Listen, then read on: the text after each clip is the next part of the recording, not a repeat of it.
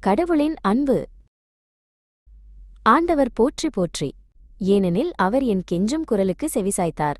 ஆண்டவர் என் வலிமை, என் கேடயம், அவரை என் உள்ளம் நம்புகின்றது.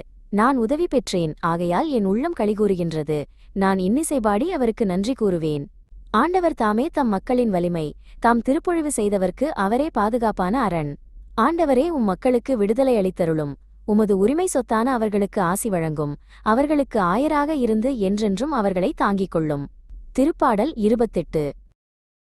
கடவுள் எப்போதும் நம்முடைய குரலை கேட்கிறார். நாம் துயரத்தில் இருந்தாலும் உதவி தேவைப்பட்டாலும் நாம் அவரை நாடும்போது அவர் எப்போதும் நம்முடைய ஜெபத்தை கேட்கிறார்.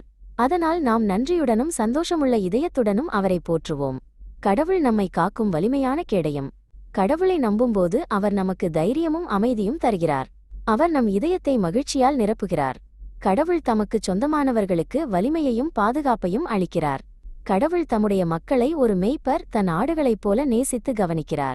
நாம் சோர்வாகவோ பலவீனமாகவோ இருந்தால் அவர் நம்மை தம் கரங்களில் தூக்கி எடுத்துச் செல்கிறார். கடவுள் எந்த தீமையும் நம்மை வெல்லவிட மாட்டார். அவர் நம்மை ஒருபோதும் விட்டுவிட மாட்டார்.